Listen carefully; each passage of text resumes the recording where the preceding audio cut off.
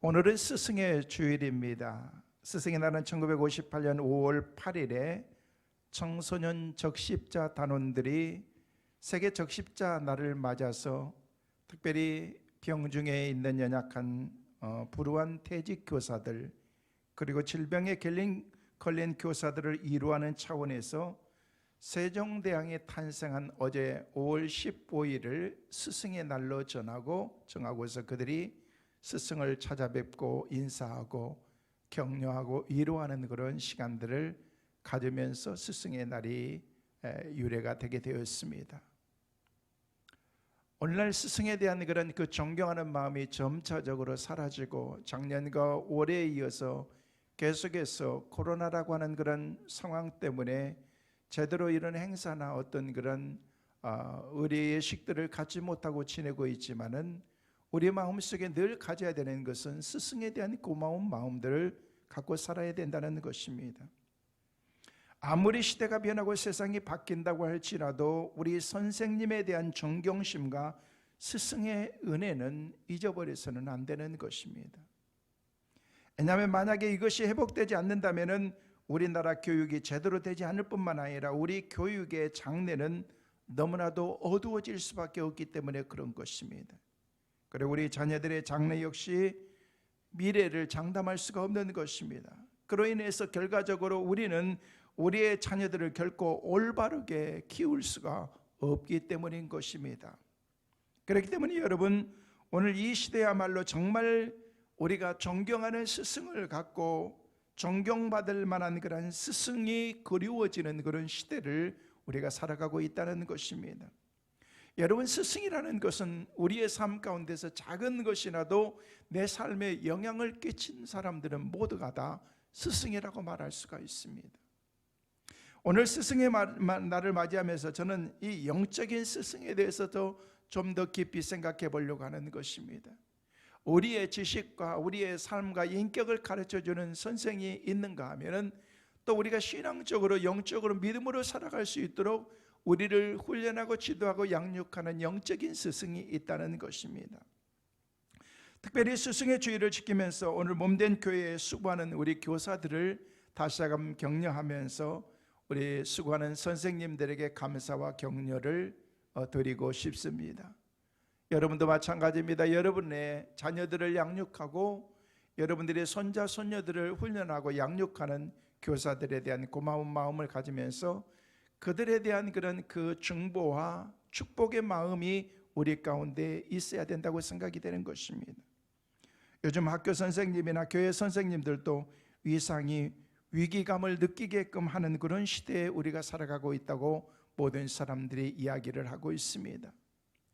옛적의 성인들은 말하기를 스승이 계시는 자리에서는 몇 발짝 물러서서 스승의 그림자도 밟아서는 안 된다라는 그런 말을 할 정도로 스승에 대한 그런 존경하는 그 마음들을 가지고 있었던 것입니다.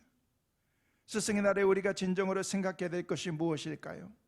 실주된 선생님들의 명예를 회복시켜드리고 선생님들이 자부와 긍지를 가질 수 있도록 우리가 스스로 선생님들을 존중하는 그 마음, 선생님들을 믿고 신뢰하는 그 마음을 우리가 가져야 되는 것입니다.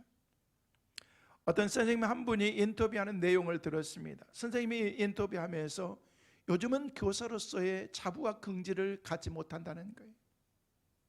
그러면서 때로는 교육청에서 선생님들에게 아멘 감찰을 하면서 선생님들이 진짜 잘하고 있는가, 어떤 학부모인 것처럼 해서 학부모들을 대접하고 하는 것들을 이렇게 얘기를 하면서 선생님들이 자기의 역할을 그렇게 잘 할 수 있도록 만드는 그런 일들을 해야 되는데 그런 상황 가운데 처해 있는 것을 보면서 선생으로서 어떤 의미로 많은 회의를 느끼게 된다라는 그런 생각을 얘기하는 것을 들었습니다.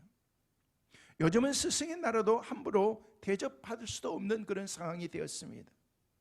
스승의 날이 없는 사회는 교육의 미래가 없는 사회인 것입니다. 성도 여러분, 진정한 교육이 무엇일까요? 그것은 학생들에게 예의 바른 인간의 양육하는 것과 어른 공경하는 도리를 바르게 가르치는 일과 선과 악의 구별하는 판단과 표준을 가르쳐주는 것이 스승의 일인 것입니다. 그냥 지식적인 것만 가르치는 것으로 끝나는 것이 아니라 그들의 인격이 바로 설 수 있도록 신앙과 인격을 삶으로 보여주면서 가르치는 것이 스승의 도리라는 것입니다. 그래서 존경받는 스승이 된다는 것은 여러분 결코 쉽지가 않습니다. 또한 올바른 제자가 되는 것도 결코 쉬운 일은 아닐 것입니다.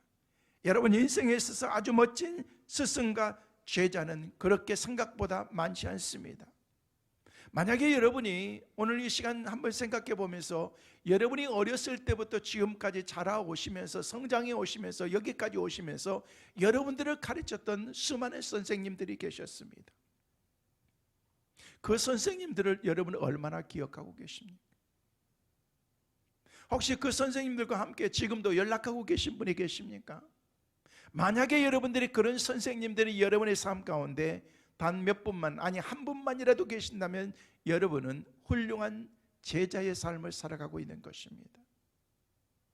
여러분 아랍이라고 하는 나라에서 아랍 속담에 이런 말이 있습니다. 해만 밝게 비치고 비가 오지 않으면 사막이 된다라는 그런 말이 있습니다. 여러분 아랍 나라는 사막입니다. 근데 해만 계속해서 비치고 비가 오지 않으면요 진짜 사막이 되어서 우리 사람들이 살아갈 수 없는 그런 세상이 되어버리고 만다는 것입니다. 이 얘기는 무슨 얘기냐면 우리들의 삶에 힘들고 어렵고 우울한 날들이 없다면 우리의 삶은 메마를 수밖에 없다는 것입니다. 우리의 삶의 깊이도 없을 것이고 성숙함도 없을 것입니다. 성숙한 사람이 되기 위해서는 좋은 때와 나쁜 때를 다 경험하게 되는 것입니다.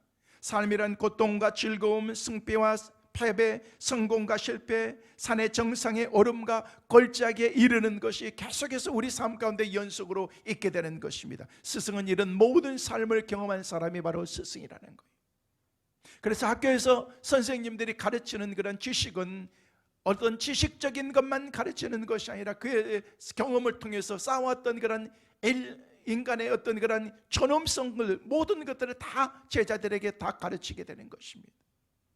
아무것도 배운 것이 없는 것 같지만은요 그 과정들을 통해서 선생님들의 인격을 닮아가고 선생님들의 삶을 닮아갈 수 있기 때문에 그런 것입니다.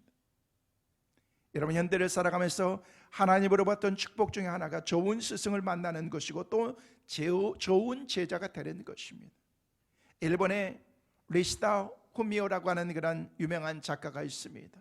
작가이면서 번역가인 그런 그 사람이 성공하려면 인생의 스승을 찾아라라는 그런 그 책을 썼습니다. 이 책의 내용이 보면은요 구체적으로 여러 가지 많은 것들을 있어요. 스승과 제자의 삶 그리고 앞으로의 비전과 꿈을 가지고 살아가는 그런 사람들에게 많은 도전을 주는 그런 책 가운데 하나입니다. 그 내용 가운데 보면은 이런 내용이 있습니다. 만약 지금 여러분에게 인생의 목적이 없다면 아마 10년 후에도 20년 후에도 인생의 목적은 여전히 없을 것이다.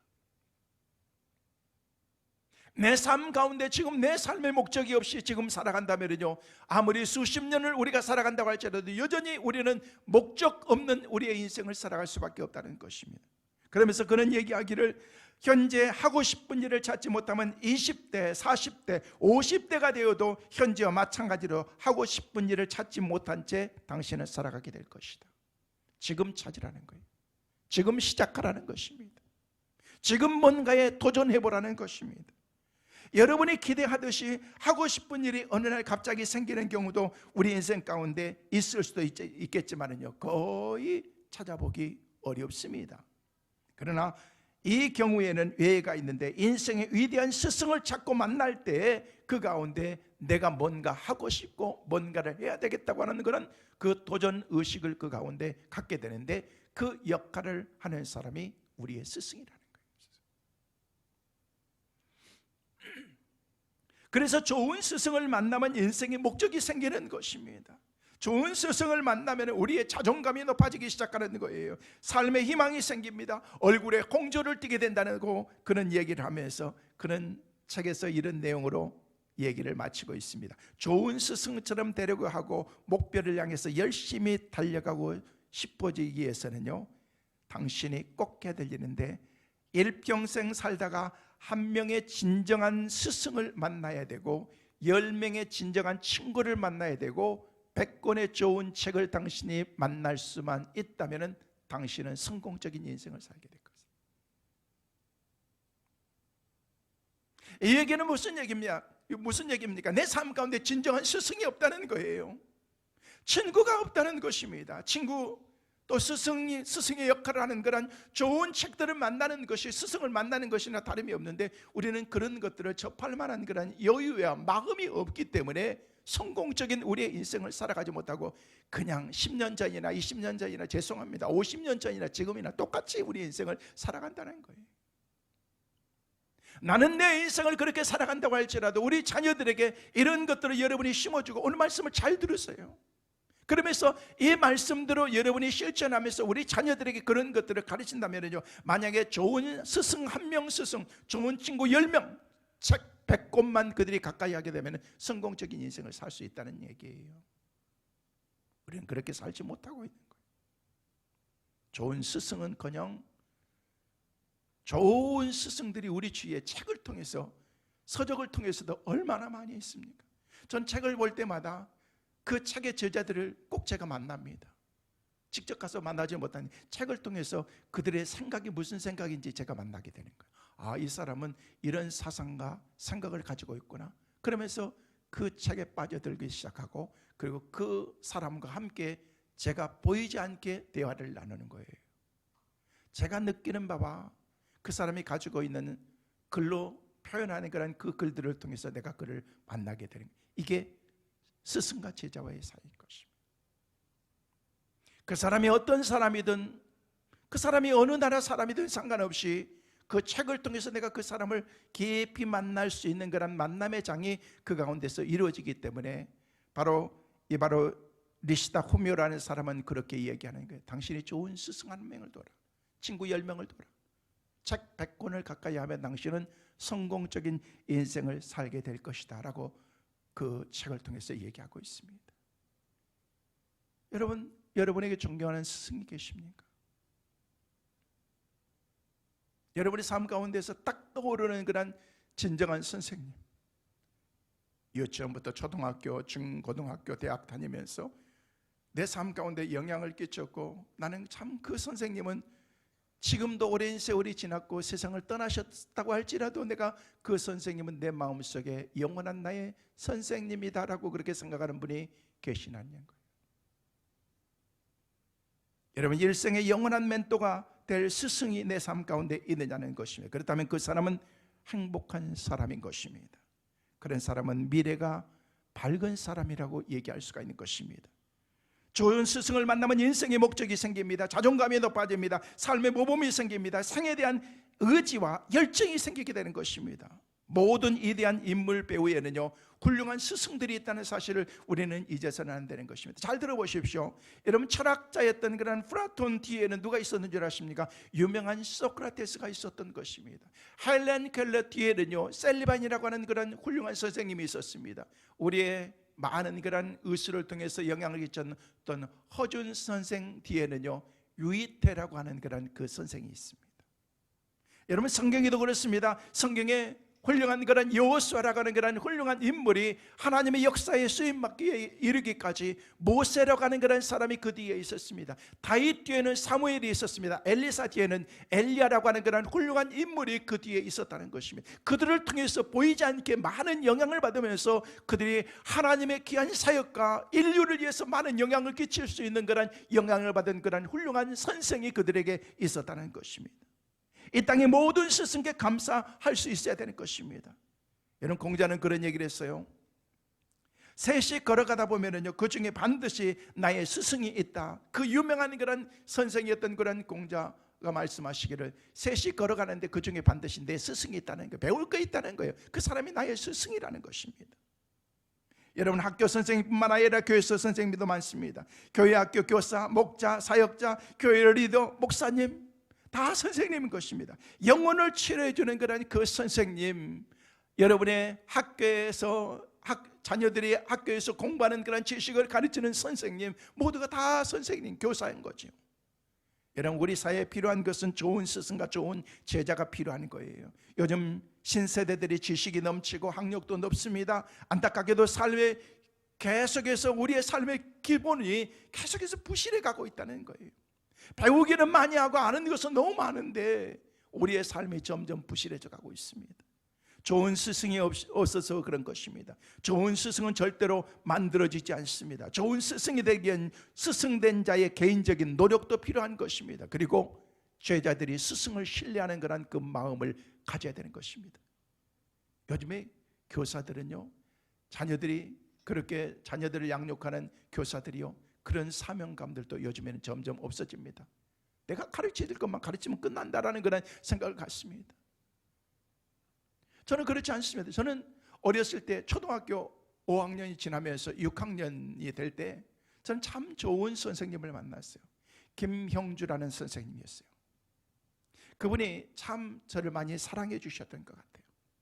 그래서 저희 반이 그때만 해도 한 70여 명이 넘는 그런 그 콩나물 시루 같은 그런 학생들이었는데, 그 가운데서 몰라요, 기준을 어디다 두었는지 4명의 학생들을 뽑아서 학교 큰 관사에서 총각이시면서 혼자 사시면서 4명의 학생들을 합숙을 시켰어요. 부모들에게 다 연락을 하고 합숙을 시켰는데 그 4명 가운데 제가 한 명이었습니다. 근데 거기서 먹고 자고 그리고 공부하고 선생님의 가르침을 받고 초등학교를 마칠 수 있었던 것 같아요. 근데 그 4명 가운데 대학 교수가 나왔고요, 훌륭한 학교 선생이 나왔고요, 그리고 훌륭한 학교 강사가 나왔고요, 지금도 영향을 끼치면서, 그리고 제가 거기에 포함되어 있었습니다. 나름 학교에서 어떤 그런 상급반에 있었던 그런 상급 학생들을 선생님이 이렇게 뽑으신 것 같아요. 그래서 그들을 집중적으로 이렇게 훈련하면서 공부할 수 있는 학습 분위기를 이렇게 만들어 준 거예요. 근데 그 선생님을 지금도 잊을 수가 없어요. 오랜 세월 동안 한 번씩 이렇게 연락을 됐는데 미국 다녀오면서 그 다음부터는 선생님의 흔적이 없으셨는데 아마 돌아가시지 않았나 지금 생각이 됩니다. 많은 선생님들이 있었고 영향을 끼쳤던 그런 많은 그런 교수들도 계시지만 그 가운데서 참 제 삶 가운데서 많은 영적인 영향을 끼쳤던 그런 영적인 지도자들, 그리고 내 삶에 어떤 그런 학습의 틀을 마련할 수 있도록 가르쳐줬던 그런 그 선생님들을 통해서 제 삶의 그 교사들을 통해서 제 삶이 하나씩 하나씩 이루어져 가더라는 것입니다. 여러분, 우리의 시대에 필요한 좋은 스승과 좋은 제자, 여러분 이런 제자와 스승과의 좋은 그런 관계를 가지면서 살아갈 수 있는 그런 삶의 현장이 만들어질 때에 아름다움이 그 가운데서 펼쳐지게 되는 것입니다. 좋은 스승과 좋은 제자에 대해서 알아봄으로 바른 정신과 바른 가르침이 있는 학교를 만들어가고 공동체를 만들어 나가야 되는 것입니다. 그래서 건강한 시민이 넘치는 사회와 나라를 만들어 나가야 될 수 있기 때문에, 만들어야 되기 때문에 그렇습니다. 우리 인생에 있어서 3가지 중요한 만남이 있다고 합니다. 첫 번째는 부모와의 만남이 있습니다. 그리고 배우자의 만남이 있고 마지막에는 스승과의 만남이 있습니다. 훌륭한 스승이 얼마나 중요한 것인가를 우리에게 보여주는 예라고 생각이 되어집니다. 한 여인의 일생에 대해서 말씀을 드립니다. 여러분, 그 인생은 전반은 너무나도 어둡고 불행한 인생이었습니다. 너무나도 가난한 집에서 태어났습니다. 아기였을 때 어머니는 벌써 세상을 떠났습니다. 알코올 중독자였던 아버지는 아버지에게 버림을 받았습니다. 하나뿐인 동생도 병으로 죽고 말았습니다. 그리고 그는 몸이 점점 쇠약해지면서 눈에 안질이 걸려서 악화되어서 결국 2 눈을 실명하게 되는 것입니다. 자신의 기구한 운명을 저주하면서 자신이 2번이나 자살을 시도했지만 자신은 죽지도 않고 죽음도 이르지 못했던 것입니다. 그러나 그녀의 인생을 전반시키는 놀라운 기적이 일어났습니다. 자신을 저주하며 절망 가운데 있는 그녀를 찾아왔던 한 신부 바바라라고 하는 그런 그 신부님을 만나면서 그의 인생이 달라지기 시작하는 거예요. 바바라라는 신부는 그녀에게 주님의 사랑을 가르쳤습니다. 하나님은 십자가의 사랑으로 여전히 너를 사랑하시고 너를 향한 놀라운 계획을 가지고 계신다는 것을 계속해서 그 소녀에게 심어줬던 것입니다. 십자가의 사랑이 그녀의 가슴속에 새겨지는 순간 절망의 어두움이 걷히고 새로운 소망의 햇빛이 그 삶 가운데 비춰오기 시작한 것입니다. 마침내 과거의 절망의 터널을 빠져나와서 새로운 삶을 살아가는 그런 소망을 그가 갖게 된 것입니다. 그녀는 나중에 성장해서 눈은 보이지 않지만 보스턴에 있는 파킨슨 맹인 학교에 그가 입학하게 됩니다. 6년간의 노력 끝에 최우등생으로 그녀가 졸업을 하게 됩니다.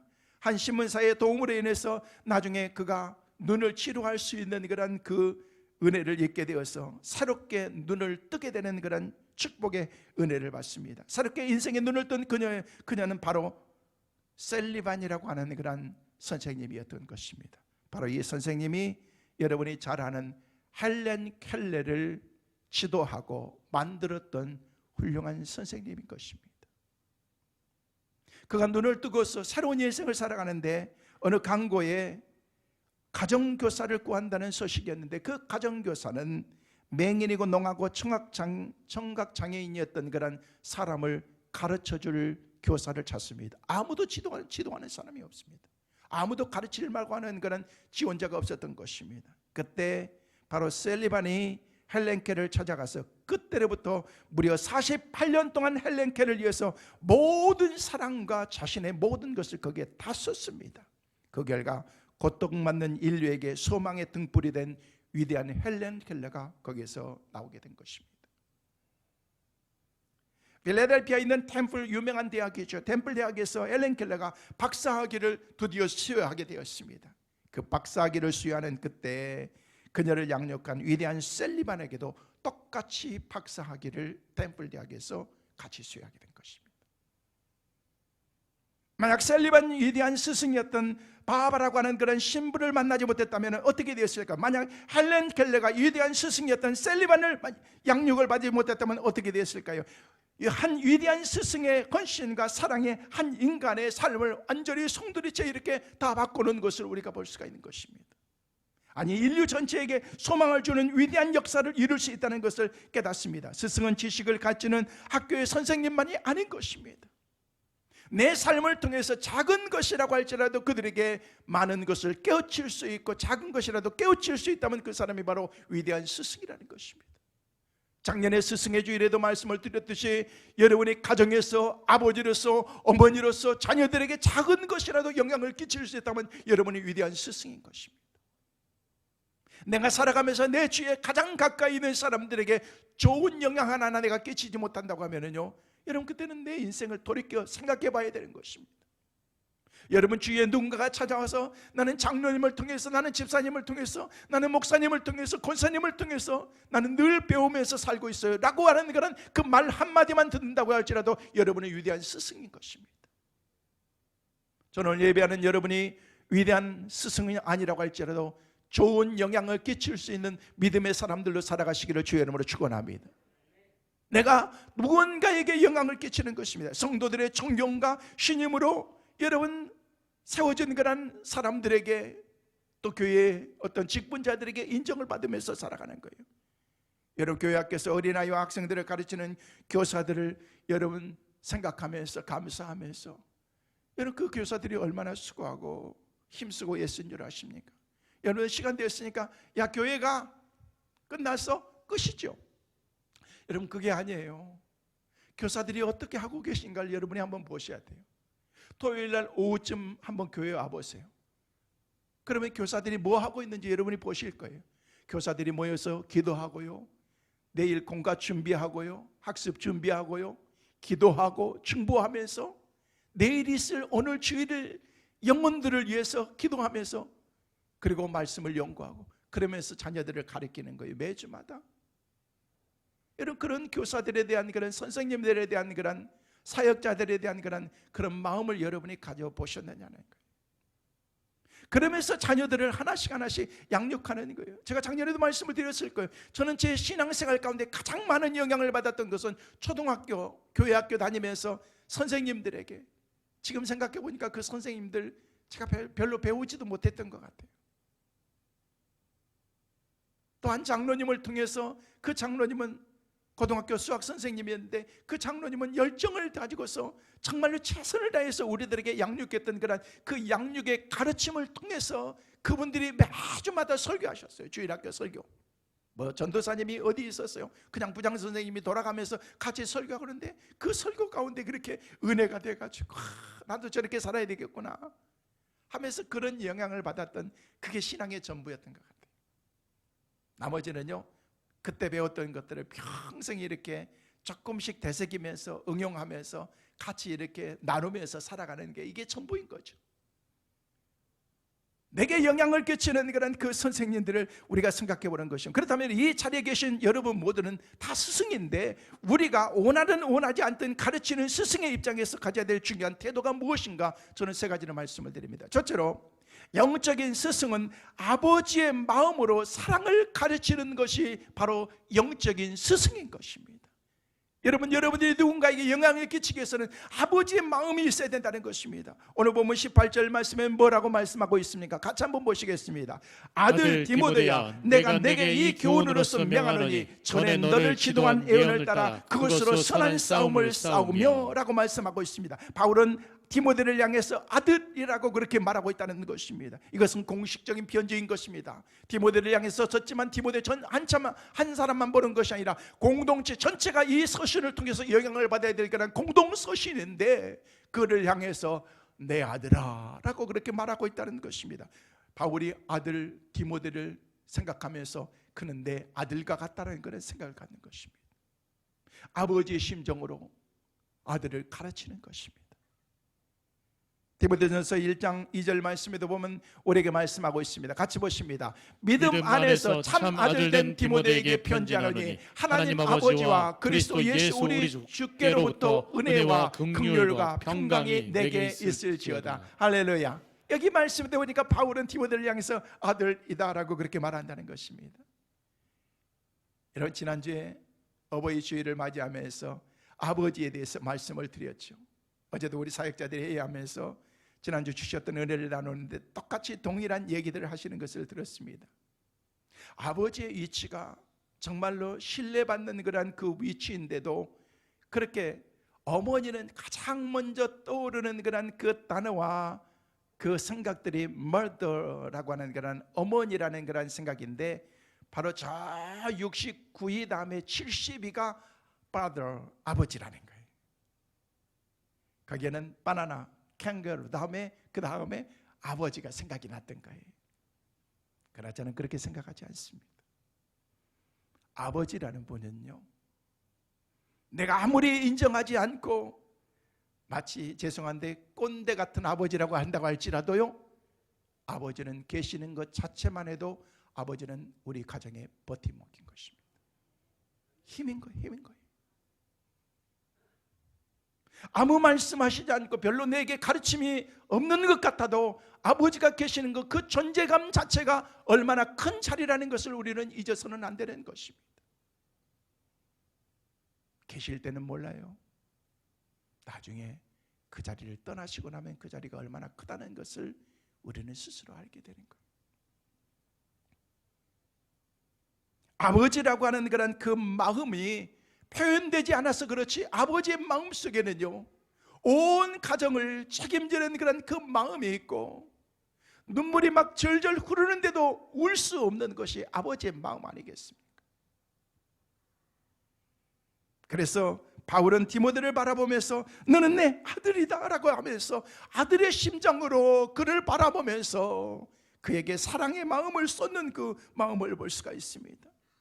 그래서 바울을 통해서 하나님의 은혜를 이렇게 말씀하고 있습니다. 고린도전서 4장 15절 말씀에 뭐라고 말씀하고 있습니까? 같이 보십니다. 그리스도 안에서 일만 스승이시되 아버지를 믿지 아니하니 그리스도 예수 안에서 내가 복음으로써 너희를 낳았습니다. 바울은 해산의 수고를 통해서 자녀를 낳는 심정으로 제자를 양육했다는 거예요. 그 제자를 양육하는 가운데 디모데를 향해서 그런 마음을 가지고 있다는 것입니다. 교육의 이기는 바로 뭔 줄 아십니까? 사랑의 부재인 것입니다.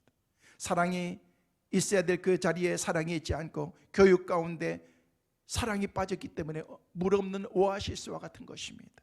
오늘 우리에게 진정으로 필요한 것은 아비의 심정으로 양육하는 것입니다. 단순히 성경적인 지식을 전하고 지식적인 것들만 가르치는 것이 아니라 거기에 사랑이 담겨져 있어야 된다는 거예요. 사랑이.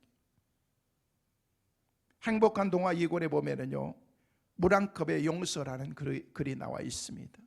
배고픈 시절, 학창 시절에 있었던 그런 그 내용을 글로 표현했습니다. 너무 배가 고프기 때문에 학생 몇 명이서 어느 날 급식 창고를 이제 몰래 들어가서 그것을 이제 훔쳐 먹기로 작정하고 그날을 정하게 된 거예요. 그날이 되어서 드디어 몰래 선생님이 주무실 만한 그런 늦은 시간에 급식 창고에 갔더니 거기에는 빵들이 막 쌓여 있고 건빵들이 모여 있고 우유가 막 쌓여 있는 거예요. 그냥 있는 빵들, 건빵들 막 여기저기 막 주머니에 빡빡하게 넣고서 돌아가려고 하는데 우유가 있어서 그냥 우유에다가 얼굴을 그냥 이제 막 쳐박고서 막 우유를 막 마시고 있는데 갑자기 마시다가 살에 들린 거예요. 콜록콜록 하면서 한번 들고 나니까 계속해서 기침이 나오는데 마침 지나가다 선생님이 기침 소리를 들은 거예요. 보니까 몇 명이서 그곳에서 막 빵팍하게 빵이니 건빵이니 해서 얼굴에 우유가 범벅이 돼가지고 그 있는 기침을 하고 있는 그 모습을 보면서 너희 놈들 지금 여기서 뭐 하느냐고 선생님이 들어가서 야단을 치면서 그때 학생들이 난리가 난 거예요. 야, 이제는 우리 죽었구나. 너희들 교무실로 다 와. 해가지고 교무실로 갔는데 가자마자 무릎을 꿇고 있는데 선생님이 이리저리 왔다 갔다 하더니 갑자기 컵에 물을 떠오시더니 이 얘기를 하시더래요. 너희들 그거 우유 그냥 마시다 목마르면 어떻게 되는 줄 알아? 물을 마셔야지 하면서 물을 떠다 주더라는 거예요. 아무 말씀하시면 빨리 물 마셔 라고 그렇게 하더라는 거예요. 그 물을 마시면서 개구장이들이 가슴이 뭉클해진 것입니다. 그러면서 그들이 이렇게 생각합니다. 그래, 나도 커서 저 선생님처럼 용서를 주시는 사랑의 선생님이 될 거야 라고 마음을 먹는다는 것입니다. 이것이 바로 아비의 마음으로 사랑을 가르치는 교사의 모습인 것입니다. 오늘 우리들이 이 자리에 오기까지 알게 모르게 아비의 마음으로 가르쳐주는 스승이 있다는 것입니다. 그렇다면 우리도 그 사랑의 빚진 자로서 아비의 마음으로 가르쳐야 되지 않겠습니까? 아이들을 지도하다 보면은요, 지독히 말 안 듣는 자녀들도 있습니다. 요즘에 뭐 하나 둘 나니까요, 거기서 거기겠지만은요, 그냥 옛날에는요 막 줄줄이 그냥 막 쉴 새 없이 애만 낳고 있었잖아요. 맨날 애만 낳고 있었던 것 같아요. 우리 부모님들은 바쁘셔가지고 5밖에 못 낳았어요. 근데 우리 장인 장모는 그냥 11명을 그냥 낳으셨어요. 아이고, 내가 생각해 보니까 야, 맨날 애만 만들고 계셨나. 그 중에 11번째가 우리 집사람.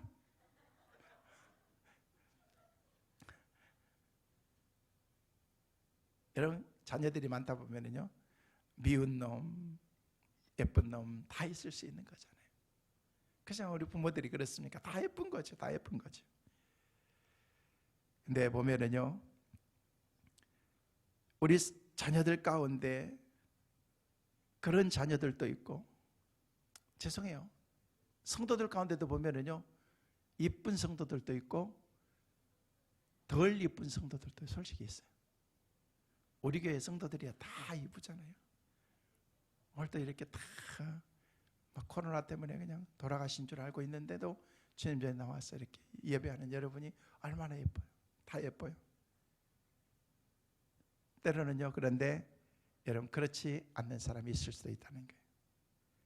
내 경험, 내 지식, 내 노력으로 하다 보면은요, 때로는요 사랑이 덜 가기도 합니다.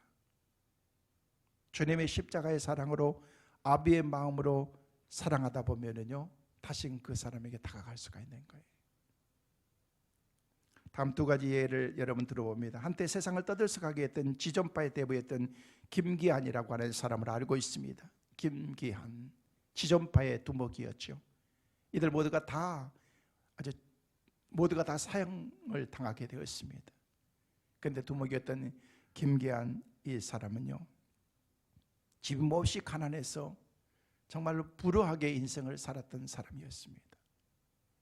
초등학교 다니는데 선생님이 학교에 무슨 학용품이라든지 뭘 준비해야 되는데 너무 가난하니까 가져갈 수가 없는 거예요. 미술 시간 크레파스 또 가져가야 되는데 크레파스가 없는 거예요. 그냥 간 거예요. 없는데 어떻게 가져가요? 할 수 없잖아요. 그래서 그냥 간 거예요. 선생님이 얘기하는 거예요. 너는 미술 시간이 됐는데 크레파스도 안 가져가고 어떻게 미술 시간을 너희가 참여할 수가 있어? 라고 얘기하면서 막 야단 치는 거예요. 나 없는데요. 없으면 사야지. 가난해서 못 사는데요. 그래도 사야지 하면서 막 구박을 쥐고 막 그러는데요. 한두 번이 아니고 계속해서 그러니까 나중에는 선생님이 막 쥐어박으면서 없으면 네가 가서 어디 가서 훔쳐라도 가져와라고 다음 시간에는 얘기했대요. 진짜 그랬대요. 17년이 지났어요. 17년이 지나고 난 다음에 지존파 두목으로 그가 사형장에서 당시 마지막으로 할 얘기가 없습니까? 라고 했을 때 그의 최후의 진술이 바로 이거였습니다. 초등학교 때 선생님의 말 한마디가 제 인생을 바꿔놓고 말았습니다. 이번에 반대 이야기입니다. 스코틀랜드의 한 교회에 말썽꾸러기 소년이 있었습니다. 그는 고아로 성격이 난폭했습니다. 선생님이 가르치면서 너무 남다른 옷이었기 때문에 예쁜 옷을 사가지고 그 학생에게 주면서 선생님 선물이야 라고 얘기하는데 선생님을 외야로 째려보면서 그 옷을 선생님이 보는 앞에서 착착 찢으면서 쓰레기통에 딱 집어넣고는 말았습니다. 기가 막히잖아요. 그런데 선생님은 아무런 내색하지 않고 다시 옷을 두 번째 사다 줬습니다. 세 번째 사다 줬는데도 똑같이 그 옷은 쓰레기통에 들어가 있었습니다. 그런데도 선생님은 내색하지 않고 그에게 다가가서 너는 구제불능이야. 너는 더 이상 안 되겠어 라고 그렇게 말하지 않고 그 소년에게 다가가서 네가 옷을 버리는 것은 나는 얼마든지 용서할 수가 있어. 그러나 네가 신앙으로 믿음으로 바로 살지 않고 교회에 오는 것은 난 용납할 수가 없어. 결국 이 말썽꾸리 소년이 주님을 서서히 그 선생님을 통해서 알아가게 된 것입니다. 그리고 새 사람이 되었습니다. 그가 누군 줄 아십니까? 그 유명한 로버트 모리슨 선교사입니다. 바로 영국의 선교사로서 중국 선교사로서 영어로 중국어 사전을 집필한 유명한 선교사인 것입니다. 가장 좋은 교사의 그 선생님의 영향을 받고 그가 새 사람이 되어서 주님을 위해서 인류를 위해서 큰 영향을 끼치면서 살아갔던 믿음의 사람이 된 것입니다. 성도 여러분, 지금 당장 변하지 않는다고 화내거나 품을 필요 없습니다. 기다려주세요. 아이고, 내가 내 뱃속에서 난 저 인간이 있지만 저 인간 그렇게 하지 마세요. 그 인간 여러분이 낳으셨어요. 그냥 기다려주는 거예요. 사랑해주는 거예요. 변치 않는 사랑을 베풀어 보십시오. 반드시 변할 날이 올 것입니다. 울며 씨를 뿌리는 자는 반드시 기쁨으로 단을 거두게 될 것이라고 말씀하고 있습니다.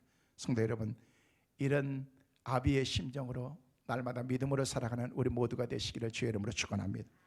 두 번째로 영적인 스승은 말씀을 가르쳐야 됩니다. 오늘 18절 말씀 다시 한번 보실까요? 18절 말씀에 뭐라고 말씀하십니까? 같이 보십니다. 아들 디모데야, 내가 내게 이 교훈으로서 명하노니 전에 너를 지도한 예언을 따라 그것으로 선한 싸움을 싸우며. 여기 말씀 보니까 예언을 따라, 예언은 하나님의 말씀이죠. 앞으로 되어질 말씀이기도 하지만 하나님이 우리에게 주신 말씀이기도 하는 것입니다. 요한계시록 22장 18절 19절 말씀에 우리에게 말씀하고 있습니다. 같이 보십니다. 내가 이 두루마리의 예언의 말씀을 듣는 모든 사람에게 증언하노니 만일 누구든지 이것들 외에 더하면 하나님이 이 두루마리에 기록된 재앙들을 그에게 더하실 것이요 만일 누구든지 이 두루마리의 예언의 말씀에서 제하여버리면 하나님이 이 두루마리에 기록된 생명나무와 및 거룩한 성의 참여함을 제하여 버리시리라.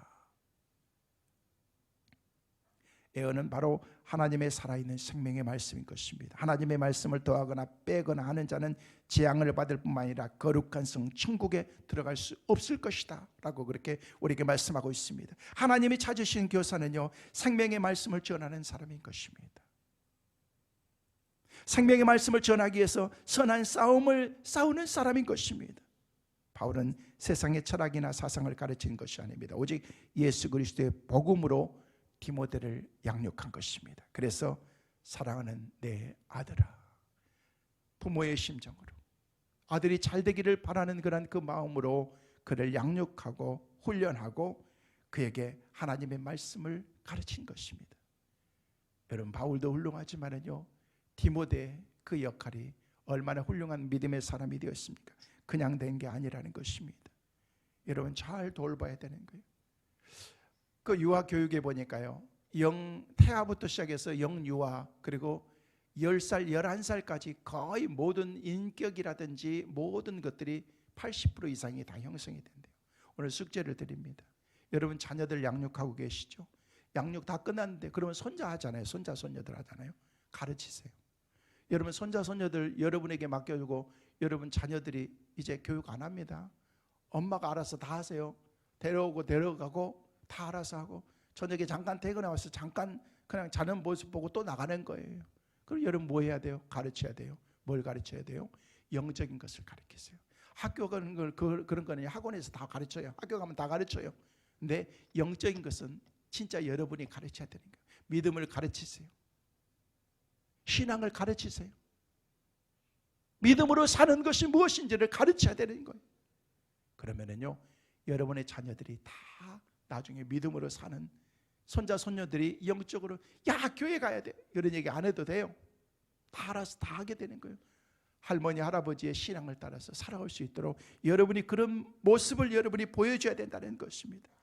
여러분, 여호와를 경외하는 것이 지혜의 근본이고 거룩한 자를 아는 것이 명철이라고 말씀하셨습니다. 그래서 우리가 그런 삶을 살아갈 수 있도록 지혜의 근본이신 하나님을 가르치는 것이에요. 성경은 우리에게 말합니다. 영혼이 잘 돼야지 범사가 잘 된다라고 말하고 있습니다. 이 범사는 지식도 얘기하고 성공도 얘기하고 나중에 결혼도 이 앞으로 인생의 진로도 다 여기 범사에 포함되는데, 바로 영혼이 잘 되지 않으면 범사가 다 꼬이게 되어 있는 것입니다. 근본적인 영적인 삶을 살아갈 수 있도록 여러분이 그 자녀들을 말씀으로 잘 양육하셔서 믿음의 자녀들로 성장할 수 있는 축복의 귀한 은혜가 있게 되시기를 주의 이름으로 축원합니다. 마지막으로 영적인 스승은 믿음과 선한 양심, 착한 양심을 가져야 됩니다. 오늘 19절 말씀에 뭐라고 말씀하신지 함께 같이 보도록 하겠습니다. 같이 보십니다. 믿음과 착한 양심을 가지라. 어떤 이들은 이 양심을 버렸고 그 믿음에 관하여서는 파손하였느니라. 여기 말씀에 보니까 착한 양심을 가지라고 말하고 있습니다. 선한 양심, 착한 양심. 근데 믿음이 파손하고 양심을 버린 자가 있다는 것입니다. 파손했다는 것은 바다에 배가 가다가 깨져버린 것을 파손이라고 얘기하는 것입니다. 침몰하는 것입니다. 죽을 수밖에 없는 것입니다. 믿음이 깨져버렸다는 거예요. 믿음이 없는 것이 아니라 있었던 믿음이 깨져버린 것입니다. 그때는요, 죽을 수밖에 없는 거예요. 영적으로 죽은 것이나 다름이 없는 것입니다. 그들이 바로 20절 말씀에 나와 있는 그런 두 사람인데, 그 두 사람의 이름이 나와 있습니다. 20절 말씀 같이 보십니다. 그 가운데 후메네오와 알렉산더가 있으니 내가 사탄에게 내어준 것은 그들로 훈계를 받아가 신성을 모독하지 못하게 하려 함이라. 여기 나오는 후메네오와 알렉산더입니다. 그들은 사탄에 내어주어서 징계를 받았다고 말씀하고 있는 것입니다. 우리는 믿음을 가진 자녀로, 선한 양심을 가진 자녀로, 착한 양심을 가진 자로 자랄 수 있도록 양육해야 된다는 것입니다. 아무리 타고난 지식을 가지고 재능을 가지고 있어도 하나님을 향한 믿음이 없으면요, 죄송한데 그것은 꽝인 것입니다. 의미가 없는 것입니다. 믿음이라는 것은 뭔 줄 아십니까? 따라하겠습니다. 믿음이란 주님의 말씀과 주어진 상황에 순종하는 것이다.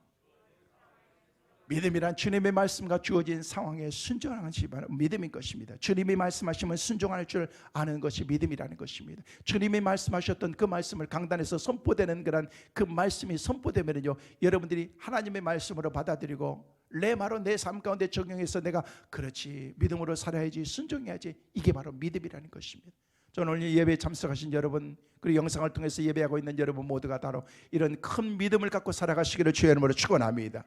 요한일서 5장 4절 말씀에 뭐라고 말씀하신지 같이 한번 보시겠습니다. 무릇 하나님께로부터 난 자마다 세상을 이기느니라. 세상을 이기는 승리는 이것이니 우리의 믿음이니라. 우리의 믿음이니라. 여러분, 세상을 이길 수 있는 것은 다른 게 아니고 우리의 믿음이라는 것입니다. 믿음은 세상을 이길 수가 있습니다. 전 여러분에게 이런 믿음이 늘 충만하시기를 주님의 이름으로 축원합니다. 베드로전서 3장 16절 말씀에도 보면 베드로 사도는 뭐라고 말씀하고 있습니까? 같이 보십니다. 선한 양심을 가지라. 이는 그리스도 안에 있는 너희의 선행을 욕하는 자들로 그 비방하는 일에 부끄러움을 당하게 하려 함이라. 눈에 보이지 않는다고 선한 양심을 바라버리고 그것은 세상의 조롱거리가 되는 것입니다. 왜 많은 크리스천들이 여러분 부끄러움을 당하고 있는 줄 아십니까? 선한 양심을 팔아서 그렇게 믿음으로 살아가지 않기 때문에 그런 것입니다. 경건을 자기의 이익으로 삼아버리고서 여러분 그것을 팔아버렸기 때문에 그렇게 세상 가운데서 우리가 부끄러움을 당하는 거 아니겠습니까? 어제는 5월 15일 스승의 날이었습니다. 학교에서 또 여러분의 자녀들을 가르치는 교사들을 생각하고 또 교회 학교에서 여러분의 자녀들을 양육하는 그런 교사들을 생각하고 자녀를 두신 학부모들은 교회 학교 교사들을 정말로 귀하게 여겼으면 좋겠어요. 저는 제가 아침에 말씀을 새벽에 일어나서 묵상하다 제가 그런 생각을 해보게 된 거예요. 이건 제 개인적인 생각인 거예요. 하나님, 우리 교회 성민교회 성도들이 학부모들이 스승의 날이 되면은 교회 학교 선생님들에게 찾아가서 막 선물도 사가져가지고 막 아부도 좀 하면서 우리 자녀 좀 잘 부탁한다고 이런 우리 학부모들이 좀 많이 있게 하여 주옵소서 라고 그렇게 제가 생각해 본 거예요. 아멘 안 해도 괜찮아요. 학교 선생님만 그렇게 하는 게 아니라 여러분이 자녀들의 영혼을 책임지고 있는 교사들에게 선생님, 아니 그렇게는 안 하더라도 관심 가지면서 우리 자녀들을 위해서 기도해 주시고 이렇게 훈련시켜서 너무 감사해요. 내가 그 은혜 잊지 않을게요. 기도할게요. 중보할게요. 이 말 한마디만 있어도 선생님이 막 힘이 날 거예요. 한 가지 얘기만 되고 오늘 말씀을 마치려고 합니다. 미국 백화점 왕이었던 존 워너메이커, 백화점 왕이었죠. 미국의 큰 재벌이었죠. 어느 날 대통령이 그에게 연락을 해서 당신이 우리나라 최신부 장관을 좀 맡아주면 좋겠습니다 라고 얘기했을 때 단호하게 워너메이커가 No, 안 됩니다. 저는 교회 다니는 사람인데 어린아이들을 매주 가르치고 있는 교사인데 제가 그것을 빠질 수가 없습니다. 무슨 소리냐? 당신 그렇게 할 수 있도록 내가 만들어주겠다 약속을 했습니다. 만약에 그렇다면 제가 생각해 보겠습니다 하면서 최신부 장관을 맡게 된 것입니다. 말이 그렇지 워싱턴에서 필라델피아까지 비행기를 타고 몇 시간씩 이렇게 왔다 갔다 하면서 매주마다 토요일마다 가서 가르치고 주일날 오후에 다시 워싱턴으로 돌아오고 쉬운 게 아니었습니다. 여러분 땅콩 대통령이었던 카터 대통령도 대통령을 지내면서 교회 학교를 빠지지 않고 늘 그가 어린 자녀들을 훈련하고 그랬다는 것을 지금도 알고 있습니다. 그러면서 그가 그 일들을 감당하기 위해서 워싱턴에서 필라델피아까지 비행기를 타고 다니면서 어린 자녀들을 양육하고 훈련했다는 것입니다. 어느 날 기자가 찾아와서 원아메리카에게 그렇게 물었습니다. 당신에게 장관직이 교회학교 교사직보다 못하십니까? 라고 그렇게 물었습니다. 아닙니다. 무슨 소리입니까? 단지 제가 맡고 있는 교회학교 이 교사직은 제가 평생 해야 될 본업이고 장관직은 몇 대 하다가 잠깐 하다가 내려놓을 부업입니다 라고 얘기했다는 것입니다. 한 사람의 헌신된 교사가 한 개인의 삶뿐만 아니라 모두에게 큰 영향을 끼치게 된 것입니다. 다시 말씀드립니다. 저와 여러분 모두는 다 교사입니다. 교회에서, 가정에서, 직장에서, 여러분이 있는 곳에서 여러분의 삶을 통해서 누군가에게 가르침을 주지 않는다고 할지라도 우리의 모습이 다른 사람에게 선한 영향을 끼친다면 우리는 영적인 교사로 우리가 살아갈 수 있기 때문에 그렇습니다. 하나님 오늘도 헌신된 영적인 스승을 찾고 계십니다. 아비의 마음으로 가르치는 스승, 살아있는 생명의 말씀을 전하는 스승, 선한 믿음과 양심으로 살아가는 참된 스승을 찾고 계십니다. 바로 여러분이 하나님이 찾는 영적인 스승이 되어서 여러분이 모든 사람들에게 좋은 영향을 끼치면서 살아갈 수 있는 믿음의 선한 선생들로 세워지는 그 은혜와 축복이 있게 되시기를 주의 이름으로 축원합니다.